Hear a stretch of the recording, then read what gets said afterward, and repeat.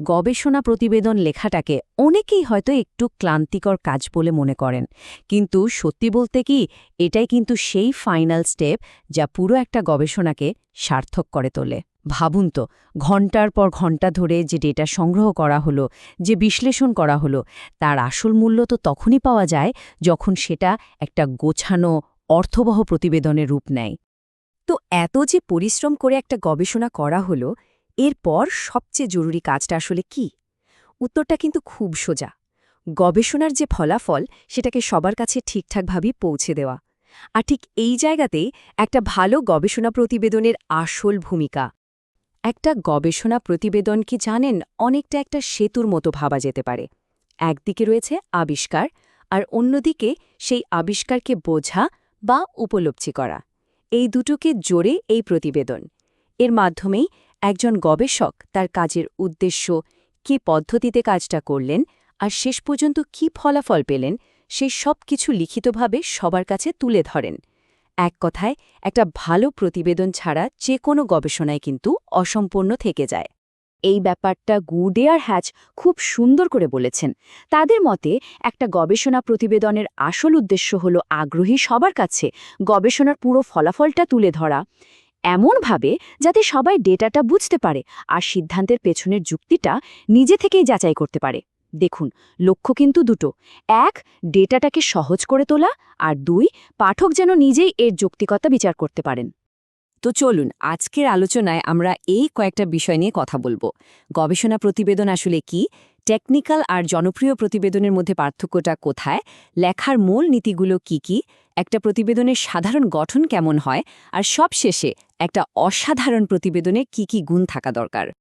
আচ্ছা, একটা প্রতিবেদন লেখা শুরু করার আগে সবচেয়ে প্রথম আর জরুরি যে প্রশ্নটা নিজেকে করতে হয়, সেটা হলো আমার পাঠক কারা। মানে আমি কাদের জন্য লিখছি। কারণ এই একটা প্রশ্নের উত্তরের উপরই নির্ভর করবে আপনার প্রতিবেদনটা টেকনিক্যাল হবে নাকি জনপ্রিয় ধাঁচের হবে। দেখুন, প্রতিবেদনকে আমরা মূলত দুই ভাগে ভাগ করতে পারি। একটা হলো টেকনিক্যাল রিপোর্ট। এটা লেখা হয় মূলত অন্য গবেষক বা শিক্ষাবিদদের জন্য। তাই এখানে গবেষণার পদ্ধতি, ডেটা, এই সব কিছুর ওপর অনেক বেশি জোর দেওয়া হয়। অন্যদিকে আছে পপুলার বা জনপ্রিয় রিপোর্ট। এটা তৈরি করা হয় সাধারণ মানুষ বা ধরুন কোনো কোম্পানির নির্বাহী বা নীতি নির্ধারকদের জন্য। এখানে মূল লক্ষ্য থাকে খুব সহজ ভাষায় ফলাফলটা জানিয়ে দেওয়া। আর এজন্যই দেখবেন এই ধরনের রিপোর্টে চার্ট, গ্রাফিক্স এগুলোর ব্যবহার অনেক বেশি থাকে। একটা টেকনিক্যাল প্রতিবেদন কিন্তু খুবই ডিটেইলড হয়। মানে এখানে গবেষণার প্রত্যেকটা ধাপ, কোন পদ্ধতিতে কাজটা করা হলো, ডেটা কিভাবে বিশ্লেষণ করা হলো, এমনকি যে প্রশ্নগুলো ব্যবহার করা হয়েছে সেই প্রশ্নাবলী পর্যন্ত সব কিছু একেবারে পুঙ্খানুপুঙ্খভাবে দেওয়া থাকে। এর পেছনে কারণটা হলো সম্পূর্ণ স্বচ্ছতা রাখা, যাতে অন্য কোনো গবেষক চাইলে পুরো কাজটা আবার করে দেখতে পারেন বা যাচাই করতে পারেন।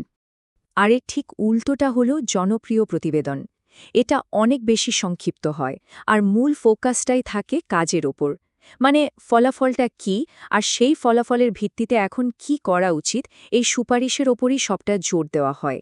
এখানে পদ্ধতি নিয়ে লম্বা আলোচনার বদলে ফলাফলটাকে কিভাবে আরও আকর্ষণীয় করে তুলে ধরা যায়, সেজন্য চার্ট বা গ্রাফের মতো জিনিসপত্র বেশি ব্যবহার করা হয়।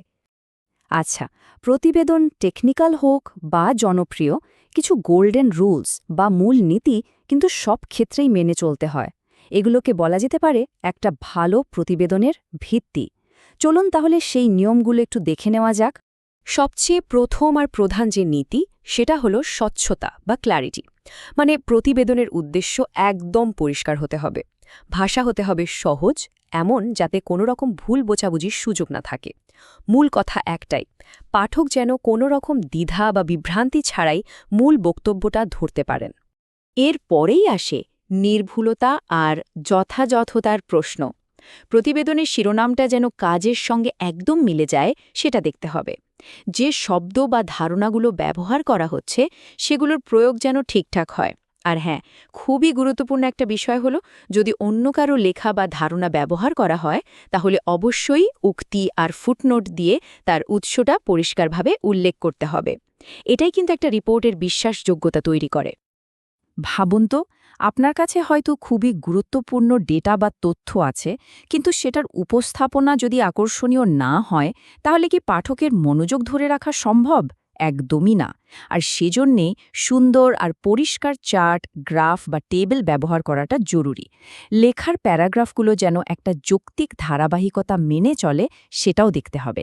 আর সবশেষে খেয়াল রাখতে হবে প্রতিবেদনটা যেন অকারণে খুব বেশি লম্বা বা জরুরি তথ্য বাদ দিয়ে খুব বেশি ছোট না হয়ে যায়। তো এতক্ষণ আমরা নিয়মকানুন নিয়ে কথা বললাম। এবার চলুন একটা আদর্শ গবেষণা প্রতিবেদনের কাঠামো বা অ্যানাটমিটা কেমন হয় সেটা দেখি। এটাকে একটা ইউনিভার্সাল ব্লুপ্রিন্টও বলা যেতে পারে, যেটা প্রায় সব ধরনের আনুষ্ঠানিক প্রতিবেদনই কাজে লাগে। যে কোনো ফর্মাল রিসার্চ রিপোর্টকে মূলত 3টে বড় ভাগে ভাগ করা হয়। প্রথমটা হলো প্রাথমিক অংশ বা দ্য প্রিলিমিনারি পার্ট, তারপর আসে মূল অংশ বা দ্য মেইন বডি, আর সবশেষে থাকে পরিশিষ্ট অংশ বা দি অ্যাপেন্ডিক্স। চলুন এবার এই প্রত্যেকটা ভাগের ভেতরে কি কি থাকে সেটা একটু বিস্তারিতভাবে জেনে নিই। প্রথমেই আসে প্রাথমিক অংশ। এর কাজটা হলো পাঠককে রিপোর্টের জন্য একরকম প্রস্তুত করে তোলা। এখানে থাকে টাইটেল পেজ, মুখবন্ধ বা কৃতজ্ঞতা স্বীকার, সূচিপত্র আর টেবিল বা ছবির তালিকা। আর হ্যাঁ, একটা খুবই গুরুত্বপূর্ণ জিনিস থাকে, সেটা হলো এক্সিকিউটিভ সামারি। এই সারসংক্ষেপটা পড়েই কিন্তু একজন পাঠক পুরো রিপোর্টটার একটা ধারণা পেয়ে যান।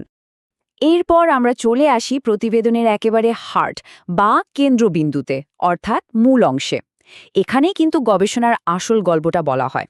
এখানে কি কি থাকে? প্রথমে থাকে ভূমিকা, যেখানে গবেষণার পটভূমি আর উদ্দেশ্য নিয়ে কথা বলা হয়।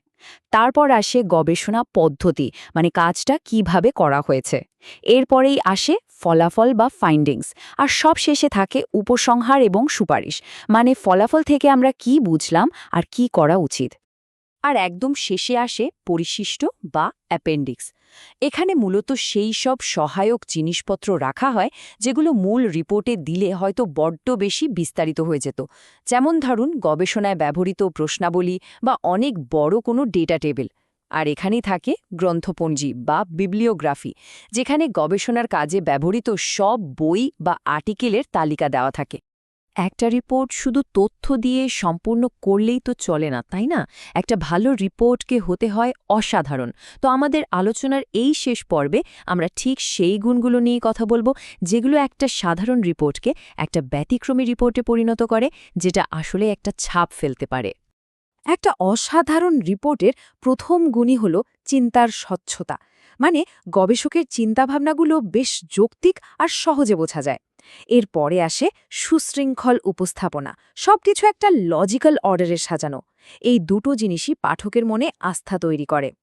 তবে সবচেয়ে গুরুত্বপূর্ণ গুণ শায়দ এটাই, একজন ভালো গবেষক তার কাজের সীমাবদ্ধতাগুলো সততার সাথে স্বীকার করেন আর ভবিষ্যতের গবেষকদের জন্য কিছু পরামর্শ বা নতুন প্রশ্ন রেখে যান। এটা শুধু রিপোর্টের বিশ্বাসযোগ্যতাই বাড়ায় না, বরং জ্ঞানের চর্চাটাকেও এগিয়ে নিয়ে যেতে সাহায্য করে।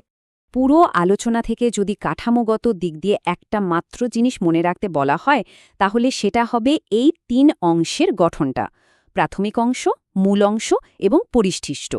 এই সহজ ব্লুপ্রিন্টটা মাথায় রাখলে যে কোনো প্রতিবেদনকে একটা পরিষ্কার আর যৌক্তিক কাঠামো দেওয়া সম্ভব। শেষ করার আগে একটা কথা ভাবা যাক। একটা গবেষণা প্রতিবেদন কিন্তু শুধু কতগুলো কাগজের সমষ্টি নয়, এটা আসলে একজন গবেষকের কাজের একটা উত্তরাধিকার বা লেগেসি। এই প্রতিবেদনটাই ঠিক করে দেয় একটা গবেষণা আর তার পেছনের সমস্ত কঠোর পরিশ্রমকে পৃথিবী কিভাবে মনে রাখবে। তাই আসল প্রশ্নটা হলো, সেই উত্তরাধিকারটা কেমন হওয়া উচিত?